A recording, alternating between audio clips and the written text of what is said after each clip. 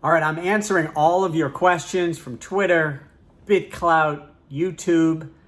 This is part 2. I had to stop. I was at an hour and a half halfway through. I had to take a break. I am back once again. So, well, first of all, there's another video to watch if you want to see all the questions. You can look in the description below this video, and I'm going to timestamp each question. So you can either look for your question or topics that you're interested in. But of course, I advise to watch all of it because this is all brilliant. Of course, right? Now, so, all right, let's get back to where we left off. Where are we here? All right. So Stuart Sharples asked, any altcoins you foresee going from cents to hundreds or bigger in the next 5 years? This is similar to a comment I had on another question. First of all, altcoins, do not use the term altcoins. It refers to when people used to just fork Bitcoin and make a few changes. Anything you're investing in, if it's actually some fork with a few adjustments of Bitcoin, it sounds pretty stupid. So if it's an altcoin, don't invest in it. If it's actually not an altcoin, Uniswap is not an altcoin. It's a governance token for the Uniswap protocol. If you're calling your investment an altcoin, you probably don't know enough about what you're investing in, and you shouldn't be investing in it. And any you foresee going from cents to hundreds or bigger. The other thing is, you're looking for projects that, whatever size it is, it's going to get orders of magnitude bigger within the next 5 years. But this thing with, is it cost cents or is it dollars? That's another sort of rookie mistake. It's like saying, what do you like better, 100 pennies or $1 bill? Oh, I like 100 pennies because you get 100 of them. You ask my children, would you rather have 3 quarters, 2 dimes, and a nickel, or a $1 bill? What do you think they're going to take? They're going to take all those coins. Are you kidding me? Look at all these coins. It's worth a lot more. Okay? Rookie mistake. Same thing with the stocks and the prices. Like, it's worth a penny because there's a shitload of tokens, and if they cut the token supply in half, so that's just, you're not, Stuart, my friend, I don't think you're looking at things correctly here. Now, that's fine. And listen, I don't know you. You may be young and you might be, and it's great. And it took me forever to learn this stuff. I'm trying not to be so mean to people. So I'm trying to be nice here. Got a lot to learn. Be very careful, though, with investing. You don't want to put a lot of money in when you don't know what you're doing. But good for you. You're asking questions. You're listening to me. The bottom line is, I like that you put in 5 years. We're looking for things that are going to be much bigger. So think about Ethereum. How much is going on Ethereum now? Will there be a lot more valuable things that make society better happening on Ethereum 5 years from now? Then you want to own a piece of Ethereum. That's how you think about it. And it's whether Ethereum is worth cents or dollars, it doesn't matter. Not to mention, so one Ethereum coin is $2,700. You don't have to buy one. You buy 0.01 Ethereum coin and you've only spent $27. Okay?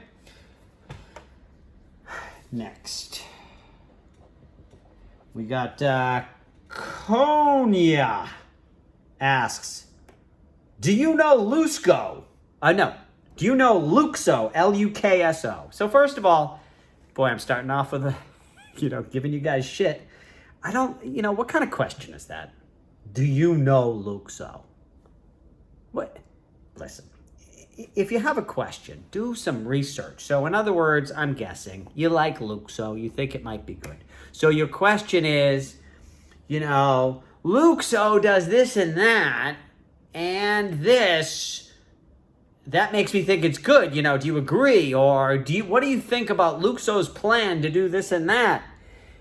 Show that you have some research and ask a more specific question. Just, do you know it? And, okay, so I didn't know it, but I figured with your question that's stupid, I'm like, oh boy, I'm going to look it up. And guess what? This thing looks fucking stupid. In fact, it almost might be a scam. The way it's so stupid. Sometimes when things are look so bad, I start to think it might be a scam. So lukso is blockchain infrastructure, providing a series of standards and solutions for physical and digital consumer goods in order to foster transparency, circularity, new forms of responsible production and consumption.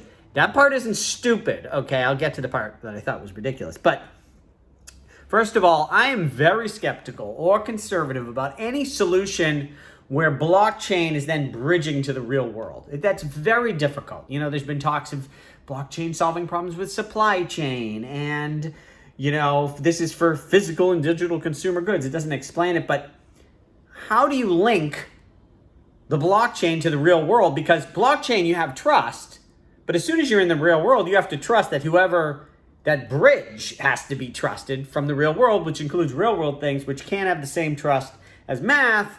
And it's very, very tricky. We haven't seen anything take off. For a while in 2017, I started thinking supply chain things made sense. But then when I started looking into it, I was like, it looks really tricky. And sure enough, I don't know that anything's catching on. So I'm skeptical. And this isn't the part when I mentioned scam, but I'm very skeptical of anything working now that is sort of bridging, even having oracles that bring information from the real world into crypto. Even that is slow to come. And would be the first thing we'd see working well. You know, most oracles within crypto, they're taking prices from within crypto. You know, they from a trusted feed, within a crypto, some crypto pricing. So, okay. Anyways, but this is the next thing. It says, Lukso is the next project by the creator of ERC20 and ERC725, a network dedicated to moving blockchain beyond DeFi. So they're saying that Lukso is created by whoever created ERC20 and ERC725. Now, first of all, those are Ethereum things created by the community. Maybe one person was a leader in that. I don't know that. I've never heard that. And then I looked on their site for some names of people, and they're not showing the names of people. This makes me think it's a scam. Maybe I'm wrong, and maybe they're just really bad at marketing, but it looks to me like they're targeting very stupid people by saying, oh, the creator of ERC20, which I don't believe there's any one person who's the creator. And then if it is that creator, they're not putting that person's name on the website. So I think there might be, I would be concerned that they're lying and they're targeting people who aren't really doing their research. Konya, you better be careful. Okay, next. Okay, Adrian Vaughn asks for my thoughts on Solana and Terra. Again, I prefer more direct questions, but it's fine. Solana and Terra are two big topics that a lot of people are talking about now, and I'm happy to talk about them. So Solana is in my video part 1, we're talking a lot about these different L2, layer 2 solutions, scaling solutions for Ethereum, so you don't have to do everything on the Ethereum main chain, which is crowded and can be expensive. So there's other chains, there's layer 2 chains, there's side chains, all these things meant to do faster, less expensive transactions, and then often do the final settlement on Ethereum for security, or sometimes like Binance, they're just off in their own world, it's centralized, and nobody cares that it's not as trusted as Ethereum. But anyways, Solana is its own chain, and it's faster, and it's sort of decentralized, but the problem is, with my understanding on Solana, where I have a concern, is in order to be a node on Solana, it requires very big computer equipment situation, and that is going to force it to be less decentralized, at least in the long run. I think it's okay right now. My understanding is it's not like some totally centralized thing, and it's not as centralized as a Binance, I think. And I'm not a total expert on this, but from what I hear from me, who's someone who's obsessed with the long-term decentralization, Solana isn't cutting it for me. Because again, I don't want to invest in it and it's fine now, and then 2 years down the road it's not fine, and then I got to get out of it and I've wasted my time. I want things I can settle in and hodl for 10 years and not worry about it. Solana's not there for me. Terra is something that looks good. Cosmo, now again, looks good with shallow research. I have not dug in that deeply yet, but my understanding is Terra is on this Cosmos. Cosmos, my understanding is pretty respectable, is a decentralized system that looks pretty good, and you know, again, with my shallow knowledge, and you know, you've got this Luna on there within that network, and it's got this UST, which seems to be a stable coin that's working good well. So the Terra thing might be good, but for me, if here's the way I would progress in it, and I may get there eventually, I don't know, is I would be like, okay, fine, I want to learn about this.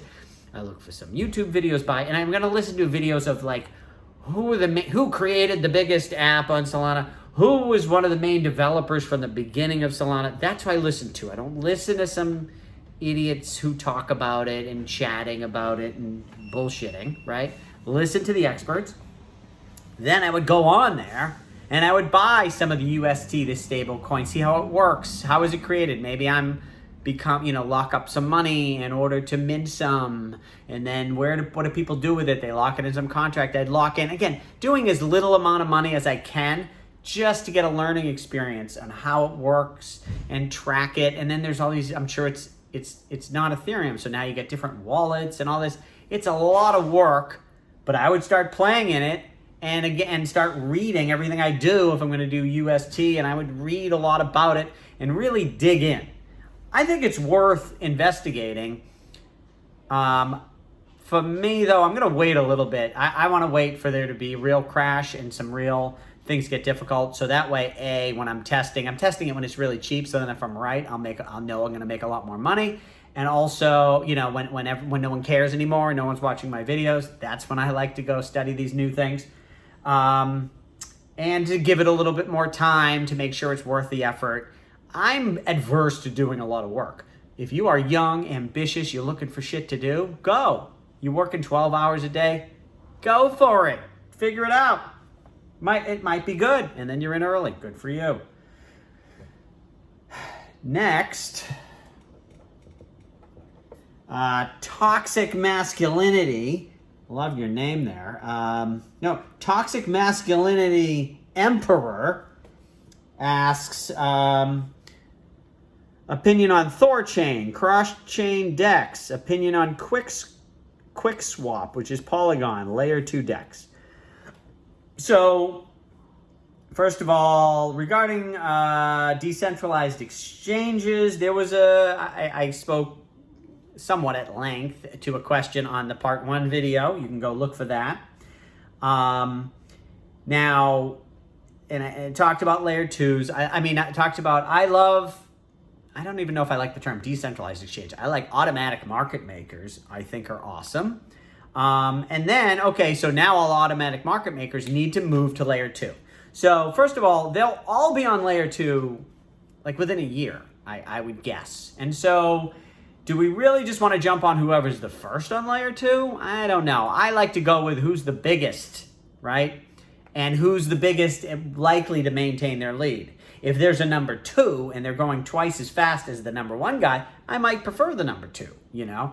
If there's a number 1 and they just popped into number 1 3 weeks ago and they might be gone in 3 more weeks, I wouldn't go with them either. I would stick with the one who's been around for a while.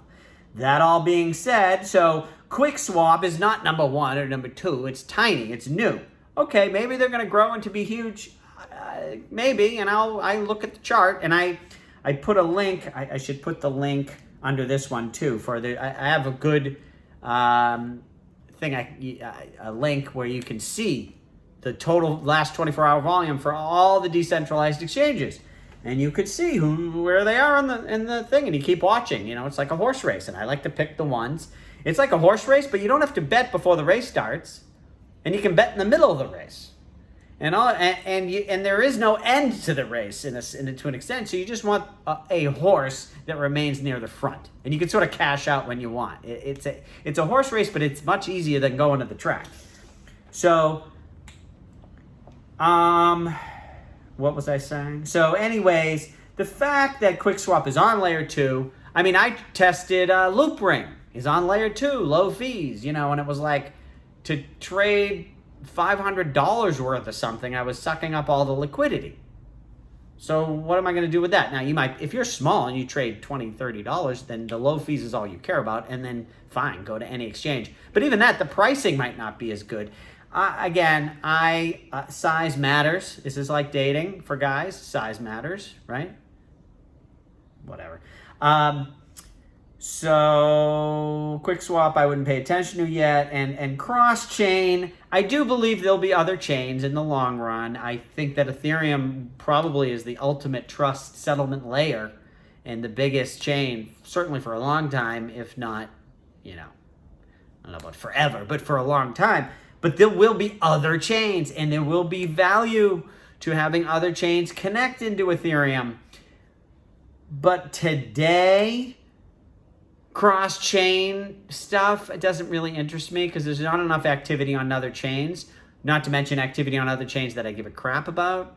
And I think the people on Binance are mostly retail gamblers, and I don't think they give a shit about connecting to Ethereum. And so I think it's a little early for cross-chain stuff, and I'm not that interested. And also because it's early, although thorchain is early, I mean, and thorchain just launched as well, so it's too early for that for me. I'd want to see how they do. Do they get a lot of adoption and usage? I don't even expect that they're going to have a ton of usage because I don't think cross-chain things are working yet or are that interesting yet. I think they will be in a couple years from now, but a couple years from now, there might be 5 other things that do cross-chain better than thorchain, right? And they weren't maybe thorchain's too early, right?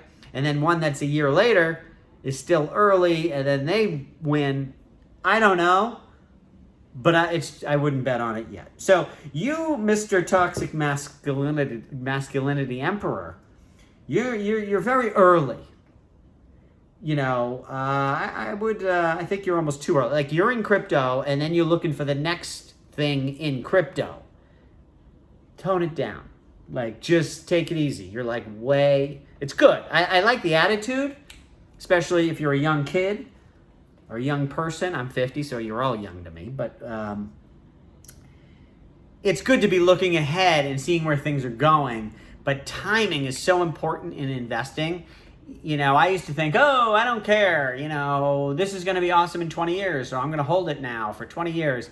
It's a long fucking time. 2 years is a long time to hold something when you're not right? And I have a video, I think it's in my favorites, you can see from the homepage of my videos, the scariest chart ever, and I talk about it in this video. Amazon. If you bought Amazon, you knew Amazon was going to be the biggest e-commerce giant. You knew everything that was going to happen in the future about Amazon. So you bought it in 1999. Great. The price you paid, it was lower than that price for 10 years before you got back to even, okay? Not only that, you could have bought it 3 years later at an 80% discount, maybe 90%. So being too early can be painful and is not necessarily rewarding. And that's, you know, even things, I remember in 2017 and things launched at the ICO and everyone's all excited. And then with all those ICOs in 2017, I remember I used to talk about this where, like, there were things would launch ICO, and look, you can go look at the history of the charts. 6 months later, it was always cheaper. I mean, granted, then everything crashed, and then it made it even cheaper again. But again, being rewarded, there's a reward for being early, but right now, crypto itself, everything is super early. And when you say early, you're talking about 5-10 years. So to jump into something that's like, you know, again, you know, DEX on layer 2, you're like 4 months early into a new early industry, you know, in crypto, which is early. Like, you're so early, you know, you're going to bed before you wake up. I mean, waking up before you go to bed. All right. Oop, I didn't write down your timestamp. I'll have to do that later. Okay, next. We got Zane Warren asks. Okay, now we're on the YouTube questions from the community.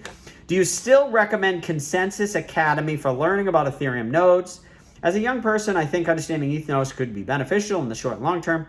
Any recommendations on the thought? Okay, so yes, I agree. I mean, learning about Ethereum, learning how to run your own node. I answered a few questions in the part 1 about learning how to do staking in Ethereum. I think it's a good way to, make some money, long-term hold your ETH, earn some yield on that ETH, learn how things work. I think it's all very valuable and worth your time. Where do you learn? There's probably a lot of decent places to learn. I'm not in that world. I'm not trying to learn it, so I don't know. I do remember that I mentioned it once, and apparently you saw that, about Consensus Academy. Consensus is one of the largest Ethereum development organizations in the world. Since the launch of Ethereum, they're a trusted organization. If they have something teaching you, I think it would be pretty good. So it's probably okay. I don't know. I never took the course, though. Maybe it's not that. I mean, they're not going to teach you the wrong thing. I don't know that they're the greatest teachers, or that maybe there's another one that, they've gamified the education and it's really funny and fun and it's actually better. I don't know. So I don't know. You look out. I think if I was going to study it, I would look at all the different courses. And the main thing I would look at is who's teaching or who created the courses, or who owns the education company, and are they amazing, right? Or have they done great things? And by great, I don't mean having 1 million followers on YouTube. That just means they're entertaining. That just means people follow them. It doesn't mean they actually know a shitload about Ethereum, So Consensus has done great things. And what have they created? MetaMask, among many other things. So Consensus is trusted. There may be others. I don't know. Sorry, I can't help you more. Do your research. All right. Next, the Fresh Prince 0 asks, is it all right to keep 70% of your wealth in ETH throughout the coming crash, assuming you have high-paying job, low cost of living, proven strong three-term hold, proven to be a strong 3-year holder? You know what? Long term, I think you're good. And if you can weather, whatever, right now, let's just say ETH peaked at 4,200, right? And right now, you have 70% of your ETH. So how would you feel if for the next 2 years, your investment is down to flat, down 50% from here, or flat for the next 2 years? How would you feel? And then 3 and 4 years from now, it's up another fucking whatever, 5x, 10x, What do you think of that? And can you do it? Are you sure too? You're proven 3-year holder. That's good. Some people are oh, I'm going to hold. And then as soon as it gets scary, they're no, I'm not. It's like me when I say I'm not going to eat anymore today, which is, if you saw my part 1 video, I was fasting. And I wasn't necessarily going to fast all day. And then I was dying. So I had a nice lunch. And now I'm I'm not eating anymore. Fasting. Going through the night. But sometimes I'm going to fast. And then at 5 o'clock, I'm I'll just have some ice cream. So, now I know this about myself. So I'm not eating tonight before I go to bed. But I know myself. I wouldn't bet money on it, but I'm going to try. Sometimes I do it. I do, man, sometimes, but sometimes I don't. So know yourself, but how well do you know yourself? And what I was going to say too, I don't know, let's suppose you're whatever age, you've had a girlfriend for a couple years, you're thinking of getting married, and so then you're and then you decide then all of a sudden, she starts giving you the, come on, dude, step it up, and then you do, and then all of a sudden it's shit, now I want to buy a house, and then it's oh, where am I going to get the money from? Oh, I got to sell my ETH to get the house, and then you're well, it's worth it, we're starting a family, and then you end up selling it. So it's tricky business, and it's not always, you don't always sell because you're stupid. Things like that in life unexpectedly come up. But in general, I do believe that holding ETH long term in the long run, you're going to be happy. But like I said, 2 years underwater, if you listened to me in 2017 and bought ETH at 300, 2 years later, you could have bought more at 100, and you were holding it and underwater the whole time. And now you think about it, it's like, oh, okay, yeah, I bought it at 300, and now it's at, then it was at 3,000. I'm up 10x in 3 years. That's awesome. 4 years. But for those 2 years, it could be long time. And it's not just being underwater with your money. It's also the opportunity cost. What else could you have done with that money? It's also, you were telling people, right, when you bought it, and it's going to go up, and I believe in it. And now everybody's like, how's that Ethereum doing? Oh, how's your money? For 2 years, you got to put up with that shit. So make sure you know what you're in for, long-term holders. And that's why, too, it's not all or nothing either. You got 70%. Okay, you want to be a long-term holder? I don't know. How about 40%, right? That's pretty good. And that's a lot of eggs in one basket. And keep in mind, what if I'm wrong? It's happened. I've been wrong. It's happened. Hard to imagine, isn't it? But it could. Or, the other thing is sometimes it's not even that I'm wrong. As I start to see, I had a conversation with somebody, I remember, 2019, talking about what I'm doing. A friend of mine is very concerned. Yeah, I had Bitcoin, and it was near the lows. I said, I know. I said, I'm very confident in Bitcoin. I said, you know what? And if I start to not believe in the Bitcoin thing, I will get out of it, and I'm going to get out of it before everybody else does. Because I know what I'm doing. And sure enough, I got out of Bitcoin, in January 2020. I made the video switching from Bitcoin to Ethereum. But my point is to you, I believe in Ethereum, and I'm talking about it, and I believe in it, and then I start to see that, you know what, I don't think this is going to happen the way I thought, and that's going to happen the way I thought, and I transition out of it before it crashes. But what if I start making YouTube videos, and the whole reason you believe in it is because of me, and I didn't call you when I changed my mind? So, next topic. Okay, Zatar Bread asks, this is a long question, okay? You often caution folks to stick with the established products that have adoption. However, in the short term, it's often, of course not always, possible to get greater returns from those that do not yet have adoption. But you believe will soon. You call this gambling. Maybe, but so is venture capital, angel investing. Yes, investing in yourself is a better investment. We know. This person listens to me so much, they're sick of me.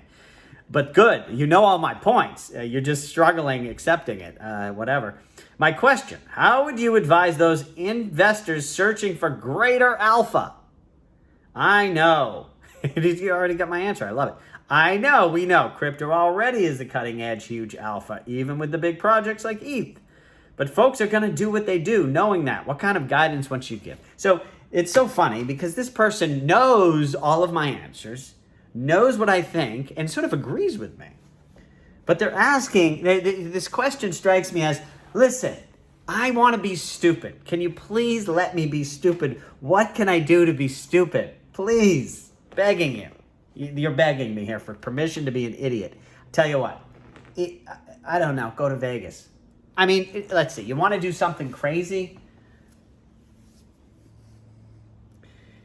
Okay, it's not investing, then it's gambling. So, okay, this question, it's really funny to me, this whole question. I don't even know where to begin. Stick with the 7, yeah. So you said, in the short term, often it's possible to get greater returns from those that do not yet have adoption. Yes, you make money by getting in something when it's, let's just say this size, and it becomes this size, and you get in at this size, and the supply is not being also increased by the same amount. You get in, let's just say, with a fixed supply, if you get in here, and the network grows to here, with a fixed supply of tokens, you're going to add value. And that is the case whether this is a 1 and it grows to 100, or this is 100 and it grows to 10,000. That's the same increase. It doesn't matter. So your thing about being in something small or hasn't launched yet, you can get a bigger jump, but it's equally, I answered this in a question from part 1. It's just harder to know what is going to grow when it hasn't launched yet. Now, if you have insight, you reading Solidity contracts, and you know the developers, and you know these things, great, you can make a lot of money. But how do you know something's going to be big? So the problem is, yes, you can make more if you get in early, but you can also lose it all because you don't know what the fuck you're doing. How do you know? I mean, do you think I understood? It took me forever to understand Ethereum's monetary policy. When I finally figured it out, I go, oh shit, I get it. And this is better than Bitcoin's. That's when I switched from Bitcoin to Ethereum, because I understood it. Now, if I understood where it was going in 2014, I don't know, or I didn't get in the Ethereum ICO because I didn't even know about Ethereum, right? I wasn't that into crypto at the time. So, you know, and I remember too, when I was in crypto and I owned Bitcoin a long time ago, and I was like, but I wasn't reading that much. I just sort of owned some Bitcoin because it was decentralized money. And I remember hearing about Ethereum, and I was like, oh, there's another thing? And then I remember reading, oh, it's going to work with Ethereum, and I was just like, okay, it's some tiny thing. And I remember saying, it's just like, okay, Bitcoin's the leader. I'm just going to stick with the leader, and we'll see if Ethereum turns into something. You know, I'll figure it out later.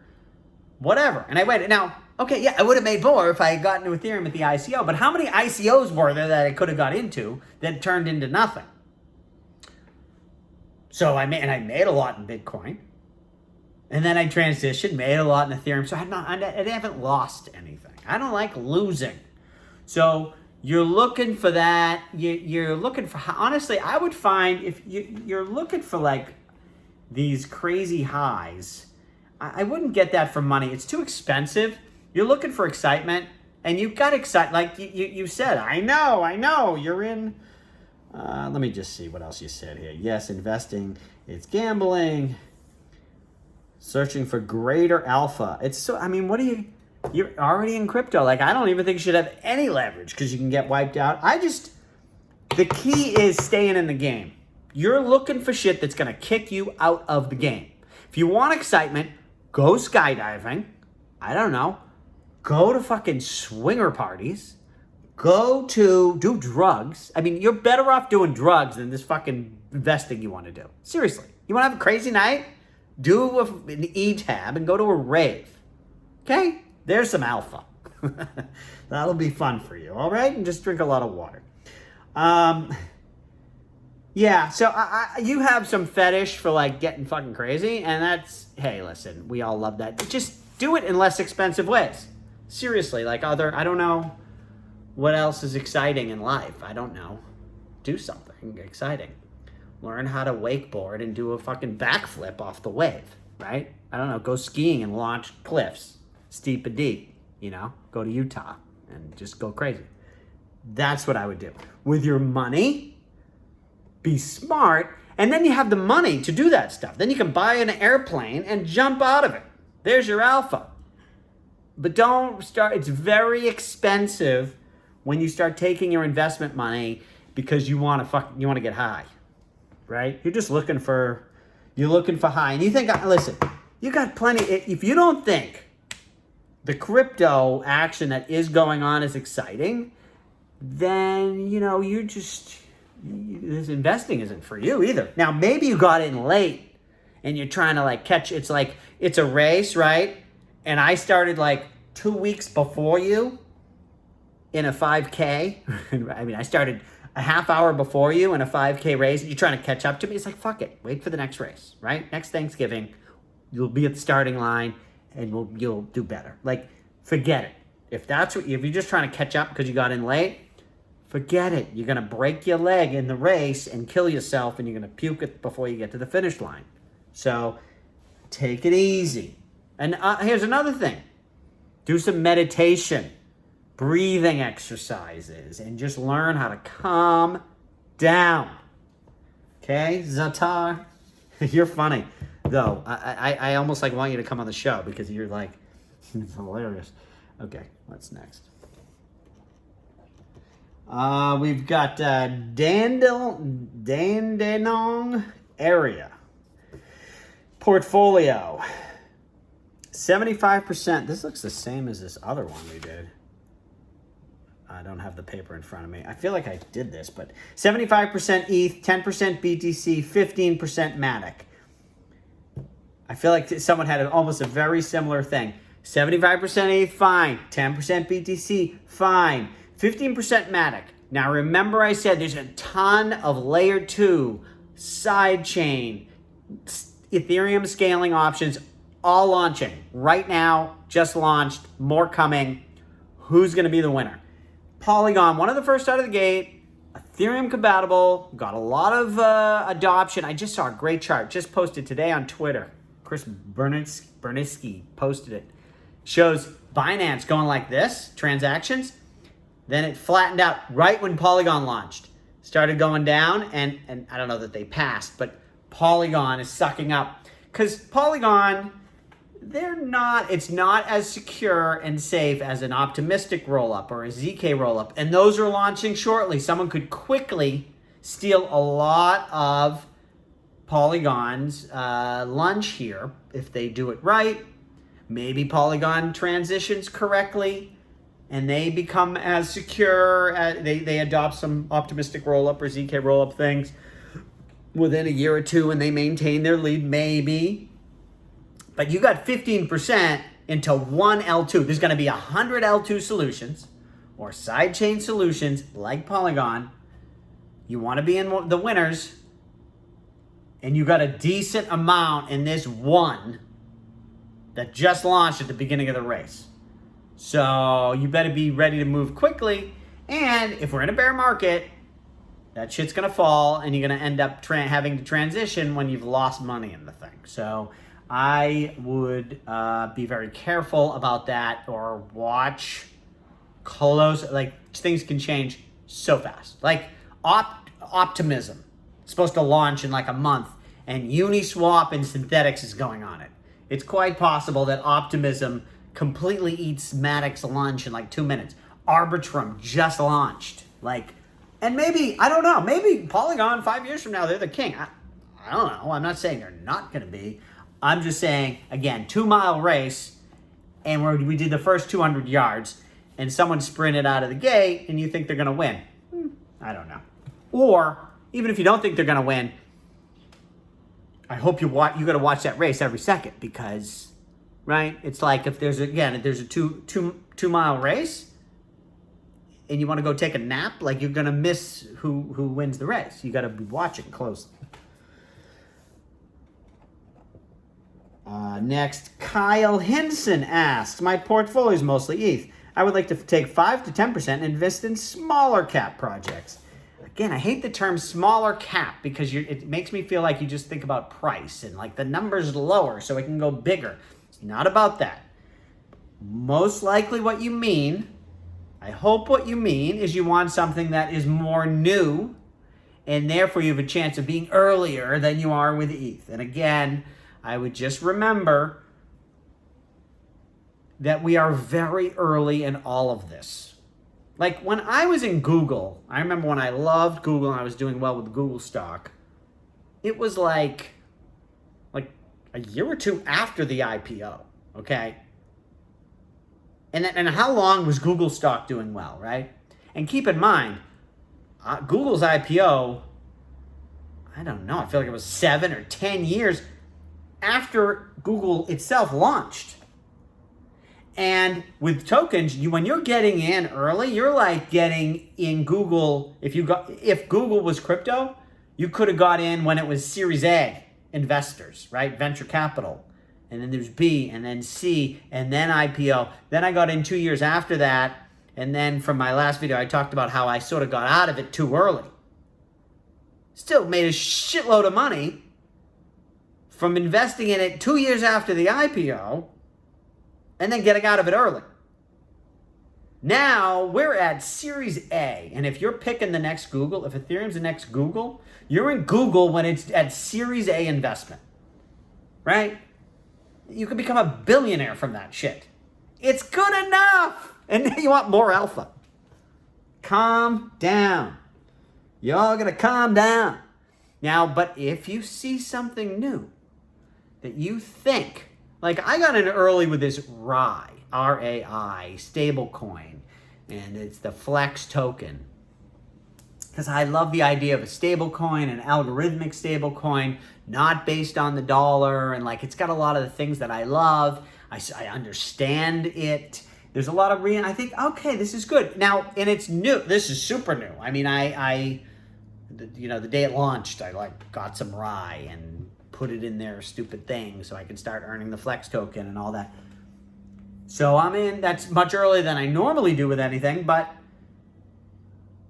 you know, I did sort of believe this can grow and this has great potential. Now, I didn't put all my money in it either, you know, but that would be an example. But I didn't get into, oh, I like it because it's small. I like it because I see how it could be huge. I have enough understanding even before the adoption. I understand how it works and what the world needs and what they're doing. And so I felt to have some insight. So I got in while it was small, which to me is really more of a function of when it's new, which also I understand is a much higher risk thing because I could be wrong. So, and there's not even a question here, but I think I answered whatever you were getting at. What do we got here? Okay, Matt Lutz asks, another long question. You've mentioned before that because of technical problems with Bitcoin and the Lightning Network, among other things, you are no longer bullish on Bitcoin long term. That's not really my point. We'll get to that. My question is, if the Bitcoin narrative is that it's supposed to provide with new, sound, base layer money like gold, then what exactly is lacking technologically to achieve that goal? Why does it need to be able to handle a large amount of transactions if no one views it as being like fiat anymore, but as gold instead, which doesn't have transactions? Okay, so you don't understand this question. That's not what I say. Okay, so first of all, so Bitcoin wants to be digital gold. I get that. If Bitcoin was the only cryptocurrency, then I would say it is the best cryptocurrency. It doesn't have a technical problem. It's not broken. It works. And it is digital gold because the amount is finite-ish. It's like a fixed amount and can't really be manipulated. And you can certainly argue that Bitcoin is better than gold. It's gold 2.0. I get that whole narrative. I agree with it. And I used to buy it because of it. And I still think it's all true. I just think Ethereum is better digital gold. Within a year, Ethereum will have a lower issuance rate, will be issuing fewer new tokens than Bitcoin. It'll be more fixed supply than Bitcoin. And its security model is more secure than Bitcoin's. So I love the digital gold theory. I understand the whole digital gold argument. I just think the Ether token does it better than Bitcoin. And as far as having a lot of transactions, so Ethereum is also a platform, where a general, blockchain where you can do all these other things. And you can do a lot of transactions, but not that many on the main chain on Ethereum either. I mean, maybe more than Bitcoin, but not really on L1. But you can build layer 2 solutions much easier and connect to Ethereum much easier on Ethereum than you can on Bitcoin. So then you get all these other applications as well, which adds further value. So Ethereum, not only is it this platforming, there's ways to have L2 and you can do all these transactions and all that stuff. I'm not asking Bitcoin to do all that. I'm just saying Ethereum has that, but Ethereum also has everything that Bitcoin is. I think Ethereum has that as well and more. It's better digital gold and it's all the other stuff. So I just like it better than Bitcoin. And now I've never said, okay, Bitcoin's going to zero or it's broken or whatever, or if even my thoughts about it not working out in the long run, excuse me, I'm talking the long run. I mean, we don't see shitcoins don't even go to zero in this market, right? I mean, what is it? Bitcoin SV, Craig Wright's shitcoin. I mean, as long as the price of that is above zero, shitcoins live. And there are many, many piece of crap, just complete garbage projects worth billions So if that's the case, I mean, Bitcoin, it ain't that bad, right? I mean, so it's fine. But again, I don't like to be diversified in a million things. I pick my winner. I pick who's the best. So I'm at Ethereum because I just think it's better. And also, a lot of people don't understand that point. They think Ethereum people like Ethereum because it's trying to be the platform, and Bitcoin is good because it's digital gold. But I don't agree with that. I think Ethereum is also digital gold.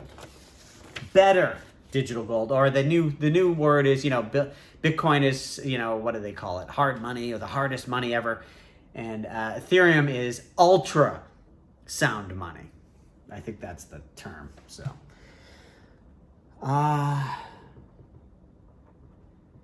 okay. So we got Rick Savage asks, if you had to purchase crypto now, which would you choose, excluding ETH and Uni? I don't like super hypothetical, like had to purchase now. So someone's got a gun to my head. I mean, what does that mean? And not excluding ETH and Uni. So does that mean I have my current portfolio where I have enough Ethereum and Uni? So I wouldn't even want to buy more because I got too much. It's like I'm irresponsibly long Ethereum already. I wouldn't buy more today with my existing portfolio. Or are you asking, if I had a bunch of money and I didn't own any crypto, what would I do? I don't know. That is a tough question. So if I had to purchase it now, I mean, I guess maybe he's saying, okay, so let's say, I'll just assume this is your question. I don't own any crypto and I got dollars and I want to get in. Yeah, I think the way to go, if that's the case, is I would just think of this as start learning so that when the time is right, you'll be ready. So I would buy just a little bit of ETH, just enough so you can pay gas fees, whatever. And I don't know how much money you have, but I mean, if you're thinking thousands of dollars, forget it. Do maybe 1,000, right? Or if you're thinking $1,000, do 100. But the fees on Ethereum are too high right now. If you're thinking $10,000 or more, fine, do 1,000. Then put that into ETH. You get your MetaMask and start learning. Learn how Uniswap works. Maybe get a stable coin, lock it up in Compound or Aave. What are you interested in? You want to learn how to become a liquidity provider on Uniswap? I don't know where your interest is, but I would think of it buying only because it's really hard, especially for me. I mean, if you're amazing at math, it might be possible to understand these things just by reading white papers. But like, if you want to understand Uniswap, I think you have to use it. If you want to understand any of these, let's say you think, I love MakerDAO. You don't just buy the token and watch the stupid chart.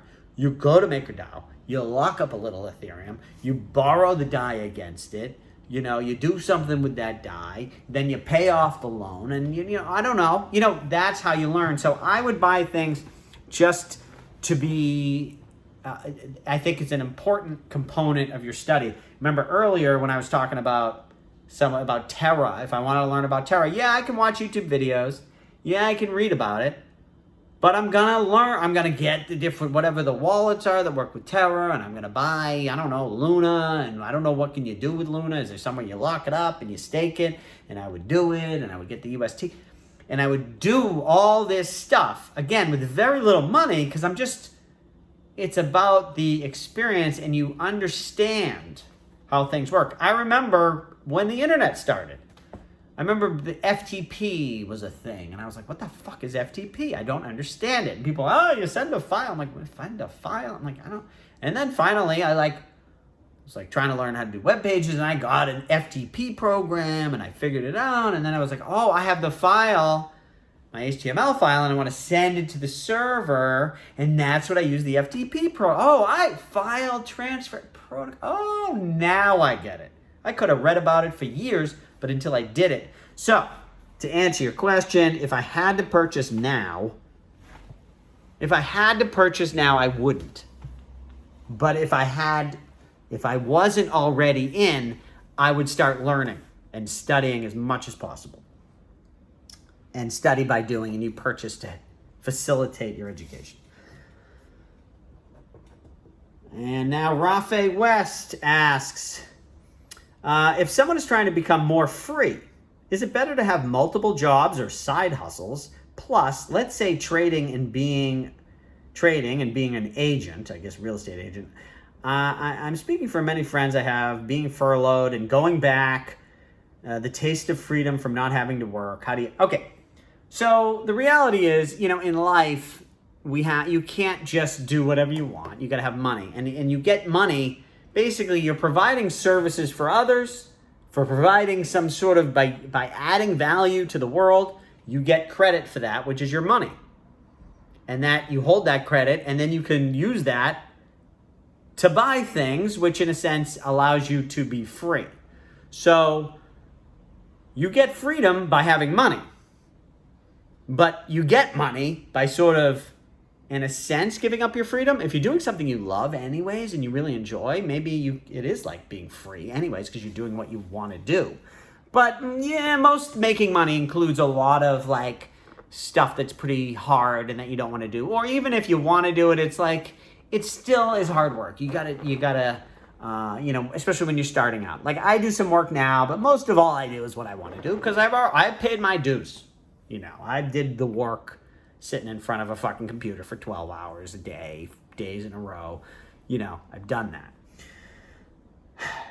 that. So anyways, you've got to create value and earn your freedom, right? In a sense, you got to work your way out of that. And the best way to do that is figure out something that adds value and then focus on it. So now, on one hand, you got multiple jobs inside. I don't know what the difference between multiple jobs and side hustles are. It's probably multiple jobs or multiple little businesses you're trying to start.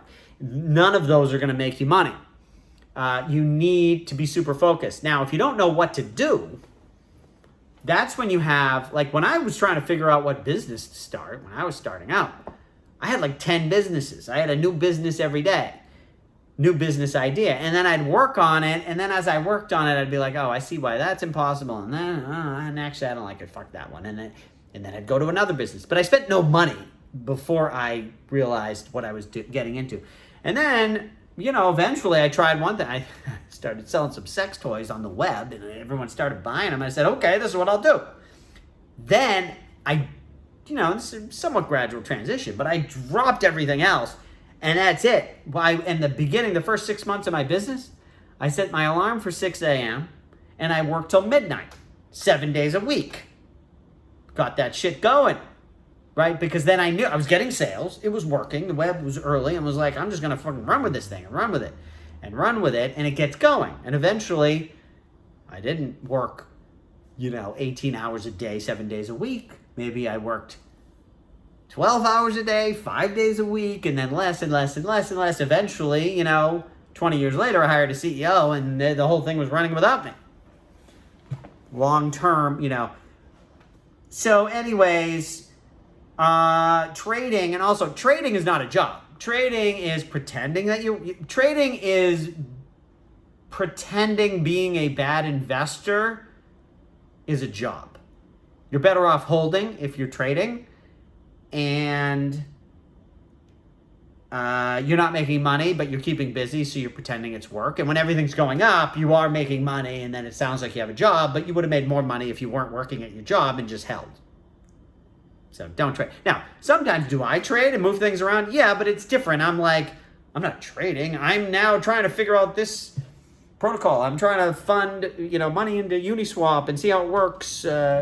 So I'm doing that, or I just decided that, I'm done with Bitcoin. I'm going to get into Ethereum. So over the next, few weeks, I'm going to start selling my Bitcoin for Ethereum.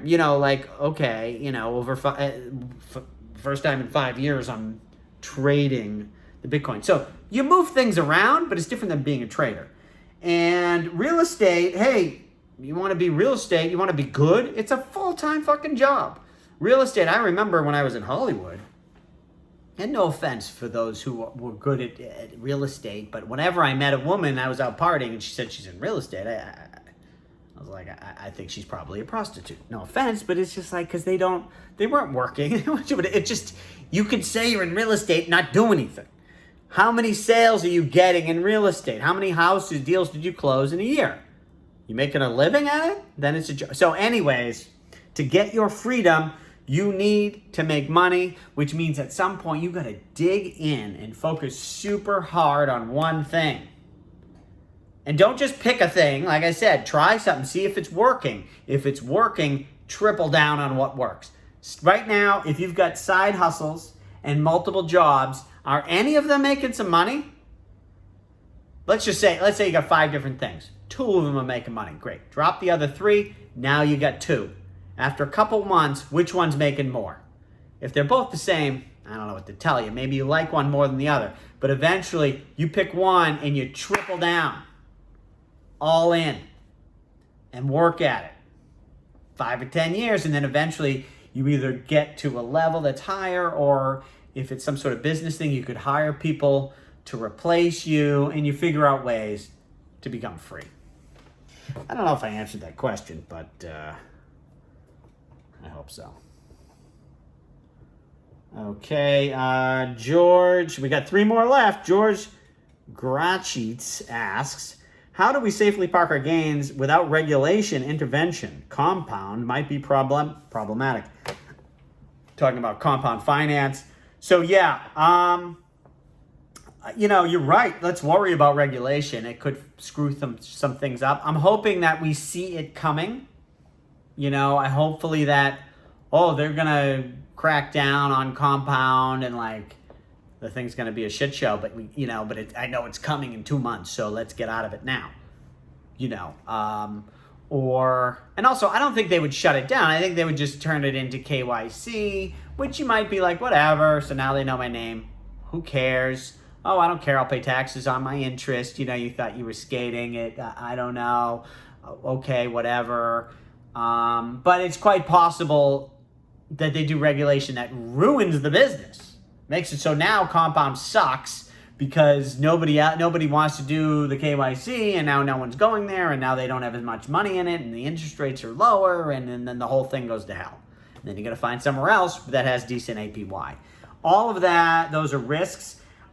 The regulation risks, I'm hoping they're not catastrophic. Like, I'm hoping it's not like, but it's possible. The government doesn't give a shit about, they don't like crypto.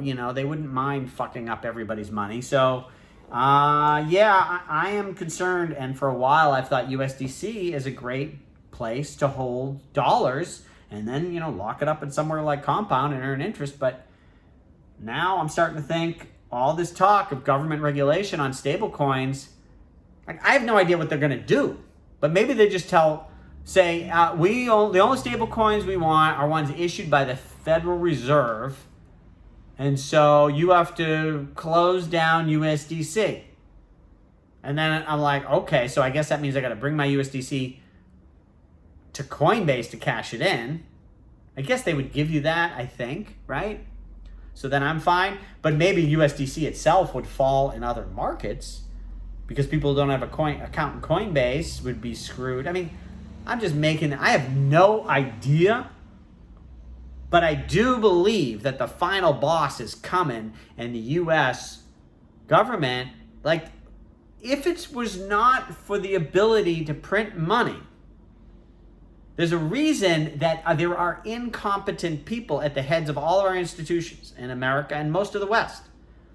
Government, academia, media are all run by incompetent people. Why is that?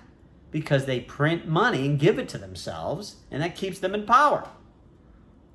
I don't know if I want to pontificate too long on that topic, but we're way off topic. What is the question? Without regulation. So there's risk with regulation. So these people, they don't deserve the power, and I don't know if they know it or not, but but I do believe they will fight hard to keep themselves in power, because if it is not for the ability to print money, they're all going to lose their job, and they don't want to lose their job. So I'm not sure that regulation will be done in a way that is fair or smart, or, you know, even if they have good intentions and they're like, well, we just want to like keep everything together and we don't really want to hurt anyone, but they're not that bright, these people. And so they might just break things because they're a bunch of idiots. So regulation is a risk. And that's why, as much as I love everything that's going on in crypto, you better be prepared if you got all your money in crypto that the bridge could break, that you can't get it into America from your crypto. They cut the whole stupid thing off and you got money, and I don't know, unless you go to Singapore, you can't spend your money. Now, that sounds like an extreme scenario. It's possible, but on the other hand, let's look at what's going on in Miami. And I don't mean the stupid Bitcoin conference. I'm talking about the mayor of Miami. He's very pro-Bitcoin, a lot of smart, wealthy people going there. Like, I don't think the government destroys crypto without a fight, and I don't think, and the fact that they're, you know, the fact that the leaders are incompetent means that they may come out with bad rulings. It might also mean that they can't stop crypto because they can't figure it out, right? They don't know what they're doing, right? That's also, I mean, there's possibly very good scenarios, but it is a risk. And so that's why, to me, that risk is calculated in what percentage of your money do you leave in fiat land? What percentage of your money is earning 0% interest in Bank of America versus what percent is in compound? And that risk, you know, there's risks on both sides. You get diluted in Bank of America. They can steal your money without asking, but they can also fuck you up in compound. I mean, they won't take your token, but they can possibly make USDC worth nothing, theoretically. So I don't have an answer to that, and you know, it is somewhat frightening. So next we got Rafe West. One more question from him. How does one remain focused in investing with all the crazy distractions? AMC, GameStop, Dogecoin. It gets you into things that, and then it got cut off. But you know, how do you not get caught up in stupidness? Well, you know, and this is another question where I feel like when people, you're asking the question, you know the answer. In other words, the real problem is if you don't know that investing in AMC is stupid. You know, you don't. Now, Dogecoin, I'm coming around to Dogecoin. Not that I would buy it here. I'm saying I bet I buy it at 5 cents. But when the dog coins are way out of style, and believe me, I'm sure someday they will, and I don't know if the low price will be 5 cents, but I wouldn't be surprised, below 10 cents. And I'm like, you know what, long term, I almost feel like the dog coins, something could happen. But anyways, most of these things, you know it's stupid, right? The way you're asking the question, you know it's stupid. You know, you're saying crazy distraction. It's when you don't know. It's like people who are like, whatever, like, I love, what's a new thing that launched that's ridiculous? I don't know, but it's people who are excited about something and they think it's real. That's dangerous. It's what you don't know is what's really scary. If you know something's crazy, again, this is just, it's whatever. It's like eating ice cream right before bed. You know it's wrong, but it's fun. So what do? Get some fucking willpower or do something else. You know, or just like I said to that other person this is similar to that other person who was asking, how do I get more alpha? How do I get cray-cray? You know, like I said, I don't go party, get fucked up. Try that. You know, less expensive. Tough on the body. Maybe you're young though. You know, like I said, go skydiving. Go skinny skiing. You know what that is? Water skiing naked. Okay? That's what, if you want excitement, do that. Don't fuck up all your money. And if you've got enough money... I'm having trouble hearing you. Okay. Thank you. Siri can't hear me, but... You know, if you are looking for excitement in investing, be smart, have a lot of money. Then you got enough money to get a boat, get a bunch of friends, and then you go, hey, motherfuckers, and you wear like a Speedo that has like an Ethereum logo right on your schlonger there, and you go skiing and, you know, whatever... and you get drunk. That's where you get your excitement. Don't do it with fucking GameStop.